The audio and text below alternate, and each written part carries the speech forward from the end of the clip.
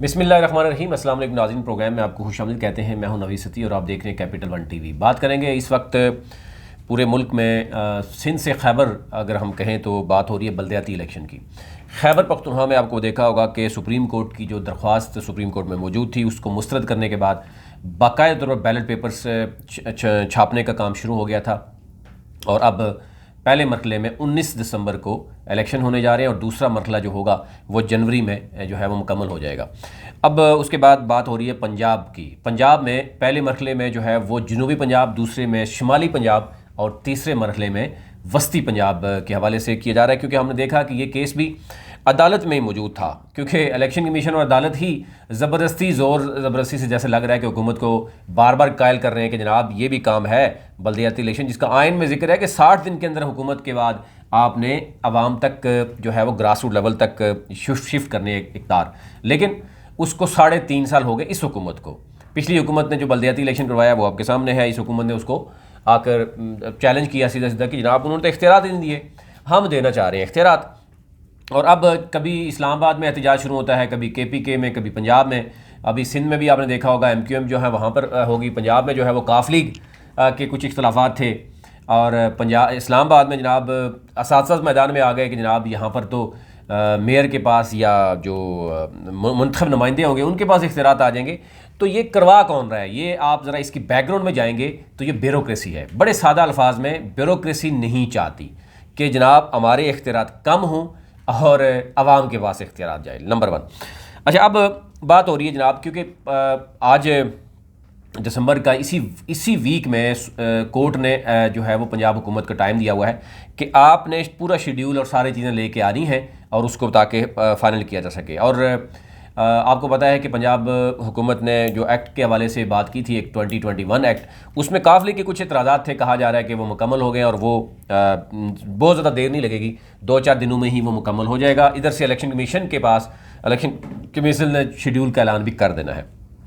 अब तहरीक-ए-लब्बैक पाकिस्तान ने बाकायदा तौर पर इस हवाले से बड़ी अहम मशावरत की है और बल्दियाती इलेक्शन में वो हिस्सा ले रहे हैं नहीं ले रहे, वो फैसला जो है वो भी सामने आ रहा है। और अब कहा जा रहा है कि कभी कहा जाता है कि तहरीक-ए-इंसाफ, काफ लीग और जो तहरीक-ए-लब्बैक पाकिस्तान है वो मिलकर इलेक्शन लड़ेंगे और दूसरी तरफ कुछ और बातें भी होती हैं। लेकिन जो अमीर हैं तहरीक-ए-लब्बैक पाकिस्तान, पीर सैयद ज़हीर अल हसन शाह, उनका ये कहना है कि पाकिस्तान की फलाह व बहबूद और उनकी अवलीन तरजीह है, तो इसलिए जो है वो बल्दियाती इलेक्शन लड़ेंगे, अपने प्लेटफॉर्म से लड़ेंगे और तमाम जमातों को टफ़ टाइम देंगे।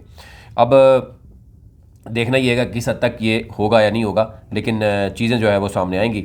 अब इसमें ये भी कहा गया कि उन्होंने हिस्सा लेने का ऐलान कर दिया है और हुक्मरानों के ने महंगाई जो है वो तले तमाम आवाम को दबा दिया है, गरीब आवाम खुदकशियों पर मजबूर है।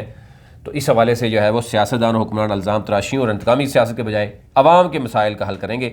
अब कहा तो ये जा रहा है कि ये अलग से नहीं होगा, मतलब वो मिलकर ही इलेक्शन लड़ेंगे, लेकिन ज़ाहिर है अभी तक जो चीज़ें सामने आई हैं वो आपके सामने रखते हैं। फिर इसके साथ साथ अगर हम बात करें तो खैबर पख्तूनख्वा में जो बल्दियाती इलेक्शन है उसका शेड्यूल जो है वो आपके सामने आ गया है, क्योंकि आपने देखा होगा कि जब से सुप्रीम कोर्ट ने जो मौजूद थी उनकी दरख्वास्त थी हुकूमत की कि जनाब गैर जमाती बुनियादों पर करवाए जाए इलेक्शन, लेकिन वो जमाती बुनियादों में करवाए गए। इस्लामाबाद बल्दियाती इंतखाबात के लिए जो है वो हल्का बंदियों का नोटिफिकेशन बाकायदा तौर पर जारी कर दिया गया है, वो मैं आपके सामने रख देता हूँ। जो इलेक्शन कमीशन की जारी करदा नोटिफिकेशन के मुताबिक इब्तदाई जो फहरिस्त है 25 नवंबर से 24 दिसंबर तक 30 दिनों में जो है वो तैयार की जाएगी।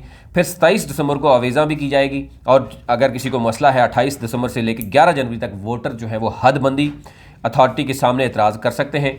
मुख्तलिफ मराहिल के तकमील के बाद हलकों की हतमी फ़हरिस्त जो है वो 3 फरवरी 2022 को शाया की जाएगी।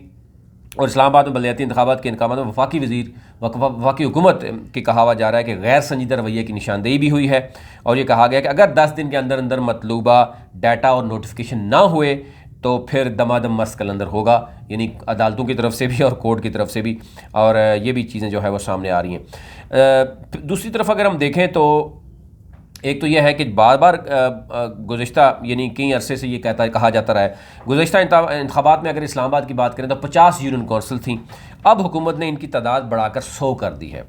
और इस्लामाबाद में पहले बल्दियाती इंतखाबात नवंबर 2015 में हुए थे, जिन्हें इस वक्त की हुक्मरान जमात मुस्लिम लीग नून ने भारी अक्सरियत से जीता था। अब जो है वो PTI करवाने जा रही है, तो कौन जीतेगा ये तो कुछ भी कहना कबल अज़ वक्त है, क्योंकि सूरत हाल जो है वो आपके सामने है। दूसरी तरफ अगर हम देखें तो यूनिवर्सिटियों में आजकल जो कुछ हो रहा है उस पर हम देख रहे हैं कि ना सिर्फ अवामी रद्द अमल आ रहा है, बल्कि बहुत से सोशल मीडिया पे मुख्तलिफ बातें हो रही हैं। अभी रिसेंटली आपने देखा होगा बारानी यूनिवर्सिटी में जो गोल्डन जुबली मनाई जा रही थी उस पर बहुत से लोगों ने एतराज़ किया। अब मुबैना तौर पर कहा जा रहा है जनाब उसमें जो है वो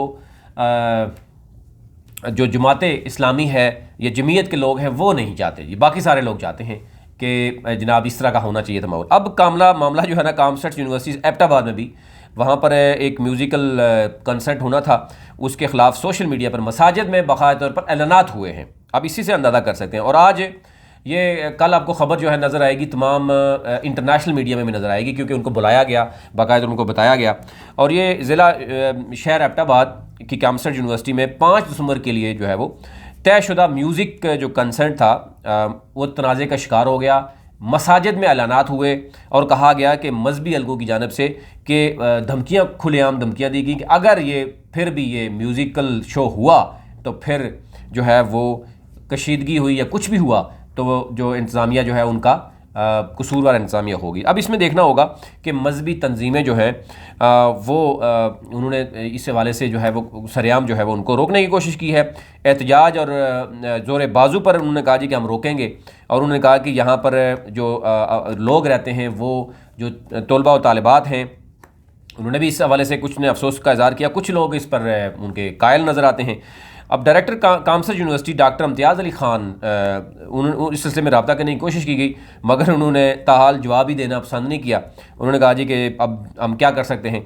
लेकिन कामसेट यूनिवर्सिटी की सोसाइटी फ़न कदा की तशहीरी मुहिम के मुताबिक इस जो म्यूज़िकल शो था उसमें मुमताज़ गुलकार और फ़नकार फ़रहान सईद खुसूसी परफॉर्मेंस देने के लिए उन्होंने आना था। लेकिन अब मामला जो है वो गड़बड़ हो गया। जब ये धमकियाँ होंगी, स्पीकर पर ऐलानात होंगे तो कोई भी नहीं आएगा। तो ये एक ज़रा देखना होगा कि हमारे जामियात में हो क्या रहा है, और फिर हमारी जो तबकात हैं वो भी एग्रेसिव शो कर रहे हैं। तो इसमें कोई दरमियाने रास्ता भी होना चाहिए कि वो काम होने चाहिए जो सोसाइटी और तमाम मकातब फ़िक्र के लोग जो है वो जिसको तस्लीम भी करें। अभी तक ले इतना ही। अपना अपने मुल्क का ख्याल रखिए। अल्लाह ने के बाद।